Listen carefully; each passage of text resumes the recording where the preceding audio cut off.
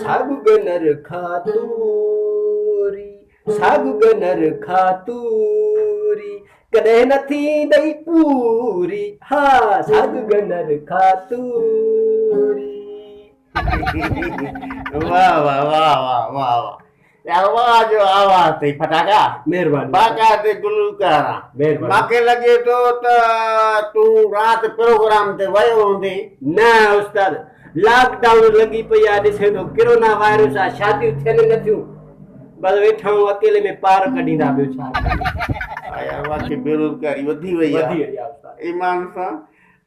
बाक़ायदे बेरोज़गारी वधी वई आहे ऐं सभिनि जा जेके इहे कार्ड अचनि था न ऐं मुंहिंजो अचे थो जात पताड़ण मां बांग्लादेश जो बंगाली आहियां माण्हू पैसा खाई हज़म बि करे आपकी जात पताड़जी मासा बि इहो ई असर आहे उस्ताद ॿिए हाल केटीएन ते खोड़ी के घुमड़ी तुंहिंजो ड्रामो हले तो नथो वञे या रिकॉर्डिंग ते यार का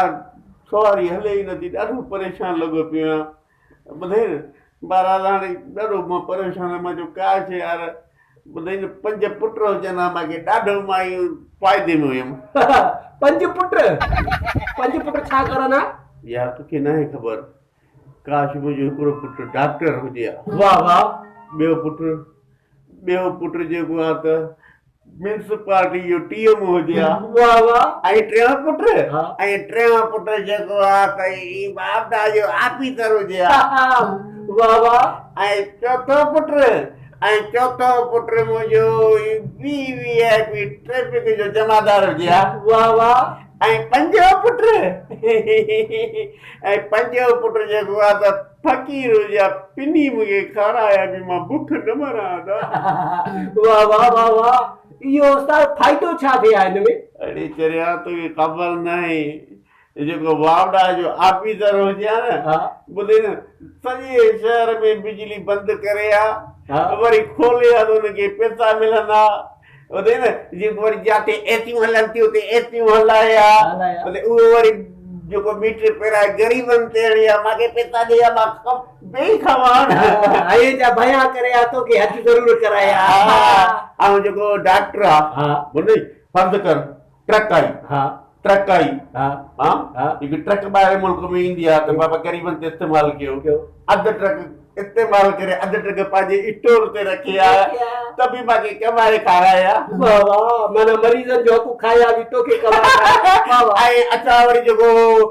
तोखे अलाह तोखे नेकी ॾे जेको ट्रैफिक जमादार वो साइकिल वाले के नीचे चले तो देखा डेवरी लेसन देखा उन्हीं को ट्रक वाले को मोटरसाइकिल को आती वो बाकी खाराया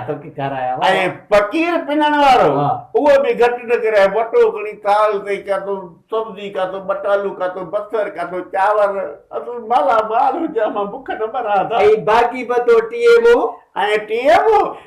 जी तोखे छा ॿुधायां हे जेके ॿुहारी ॾियनि था वीचारा ग़रीब जमादार जेके शेख वीचारा ॿुहारी ॾियनि था ठीकु आहे 3 महीना हुननि जी तनख़्वाह बंदि करे 3 महीननि जी तनख़्वाह पंहिंजे खीसे में ऐं हीअं सम्झ मां पैसनि मां मालामाल थी पोइ वरी खणी 2 महीननि खां पोइ बदिली थी वञी पोइ वरी खणी 2 महीननि खां पोइ बदिली